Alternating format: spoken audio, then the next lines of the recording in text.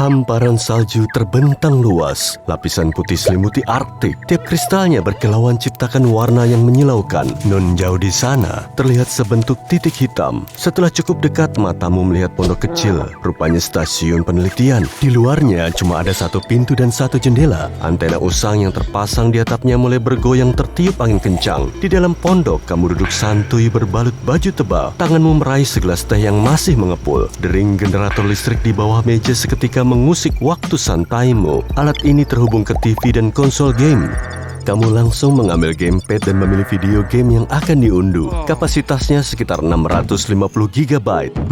Pasti harus nunggu sampai jamuran tuh sampai unduhanmu selesai. Tapi setelah tombolnya kamu pencet, gamenya langsung terunduh cuma dalam waktu sepersekian detik. Selamat, kamu berada di dunia internet super ngebut dan paling mudah diakses. Kecepatan internet sudah sengebut kecepatan cahaya. Frekuensi gelombang radio pada ponsel bisa merambat dengan kecepatan cahaya. Saat nonton video ini pun, internetmu sudah sengebut kecepatan cahaya. Sebagian besar data ditransmisikan melalui kawat tembaga dan kabel serat optik. Prosesnya sangat cepat sehingga kita nggak akan tahu bedanya. Wi-Fi juga menggunakan frekuensi radio untuk mengirimkan sinyal perangkat. Kecepatan internet nggak terpaku pada kecepatan transfer file dari satu perangkat ke perangkat lain loh, tapi lebih menekankan pada jumlah data yang terkirim dalam jangka waktu spesifik. Oke lah, semisal data kita bisa dikirim dengan kecepatan cahaya. Ada sejumlah film berkapasitas 300 GB dalam format 8K, 400 GB video game dengan grafis ultra realistis, 1 TB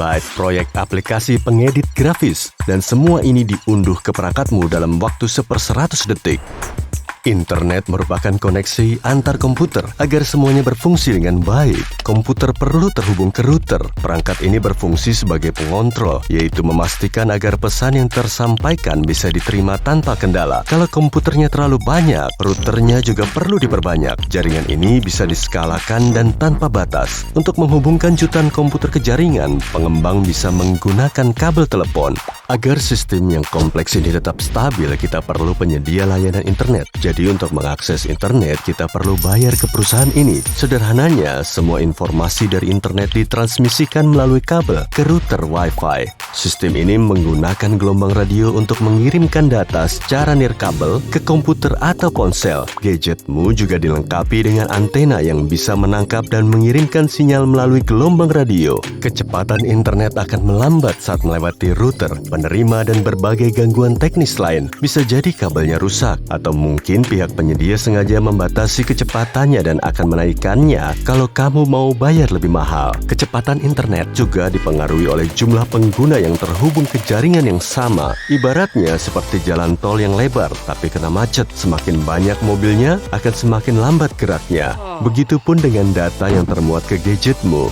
Agar internet bisa sengebut kecepatan cahaya di semua tempat, para pengembang perlu meningkatkan kualitas kabel datanya. Jumlah jaringan dan router juga harus diperbanyak, sama seperti jalan raya macet yang perlu diperlebar agar pengendara bisa lewat dengan kecepatan penuh. Penyedia juga perlu menghilangkan semua batasannya. Setiap perangkat seluler dan komputer harus punya antena frekuensi tinggi yang bisa menangkap sinyal dari router ultra cepat. Sejumlah router besar perlu dibangun di seluruh penjuru dunia. Bentuknya seperti bangunan kotak besar tanpa jendela. Di atapnya terpasang antena raksasa. Jauh di bawah tanah, kabel tebal yang mentransmisikan data ultra cepat terhubung ke kotak-kotak ini. Setelah sampai ke kotak ini, sinyal langsung dipancarkan ke ruang angkasa melalui gelombang radio. Ribuan satelit yang melayang-layang di angkasa siap menangkap gelombang ini, kemudian menyebarkannya ke seluruh dunia. Kapanpun dan dimanapun, kamu bisa mengakses internet sengebut kecepatan cahaya. Film dan video game dibuat berkali-kali lipat lebih cepat. Kita telah membuang-buang waktu saat mentransfer data berkapasitas sekian terabyte plus grafiknya ke komputer lain yang berada di negara lain. Tapi kini dengan super internet, pengembang sudah bisa menerima data cuma dalam jentikan jari. Flash drive dan hard drive sudah ketinggalan zaman. Semua data sudah disimpan di cloud. Dan kamu bisa mengunduhnya ribuan kali lebih cepat daripada melalui USB. Para penyedia layanan penyimpan cloud jadi untung banyak. Mereka jadi orang paling kaya di dunia. Kamu juga bisa mengakses internet dari dalam lift, di kereta bawah tanah, di area pertambangan bawah tanah, ataupun di tengah gurun Sahara. Ponsel dirilis tanpa memori internal. Kameranya juga makin mantul, sehingga kamu bisa merekam video sesukamu dengan kualitas 16K tanpa perlu memusingkan tempat penyimpanannya. Kamu juga bisa mengoreksi warna, mengembangkan game, atau mengedit foto melalui ponsel. Nggak perlu lagi deh tuh prosesor kuat untuk melakukan semua operasi ini. Semua dijalankan dengan internet.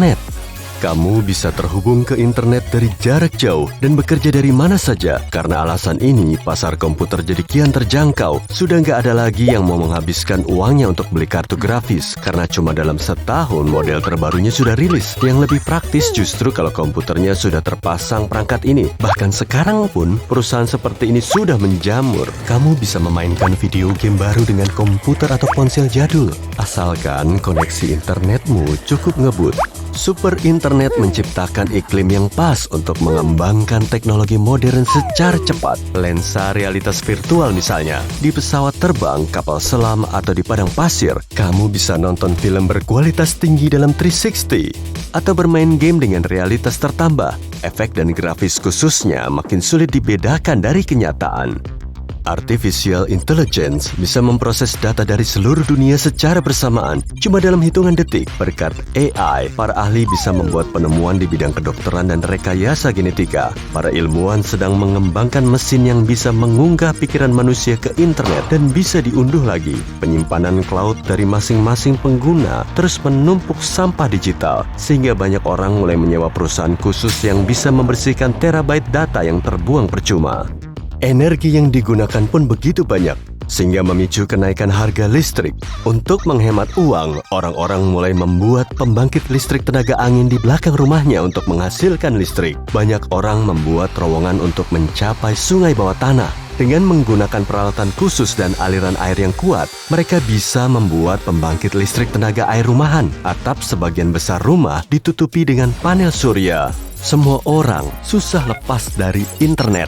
Kita membutuhkannya seperti udara yang kita hirup. Semua tempat telah terhubung ke web. Ada vlogger yang memasukkan ponsel ke dalam brankas dari logam tahan panas, lalu melemparkannya ke mulut gunung berapi yang bergolak. Pada saat itu pun koneksi internet tetap berjalan sampai ponselnya meleleh. Dalam beberapa tahun, data di internet akan meningkat ribuan kali lipat. Miliaran petabyte harus disimpan di suatu tempat. Pengembang di seluruh dunia membangun pusat data untuk mendukung penyimpanan cloud. Pusat ini dibangun di bawah air, bawah tanah, pegunungan, dan bahkan di hutan. Para ilmuwan tahu gak akan ada cukup ruang untuk penyimpanan data di masa depan.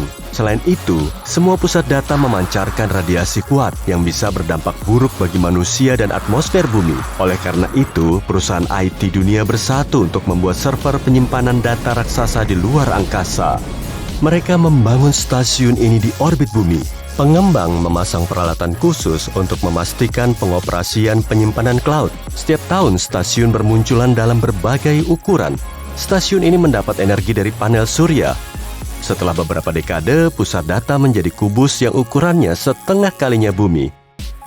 Pada malam hari, jutaan bola lampu bersinar di atasnya. Sebagian area bulan tertutup oleh baterai surya penyuplai energi tambahan. Bentuknya malah kelihatan mirip bola disko. Manusia membuat koloni di Mars, lalu dan membuat internet super di sana. Kamu pun bisa melakukan panggilan video berkualitas tinggi ke teman-teman yang berada di planet merah.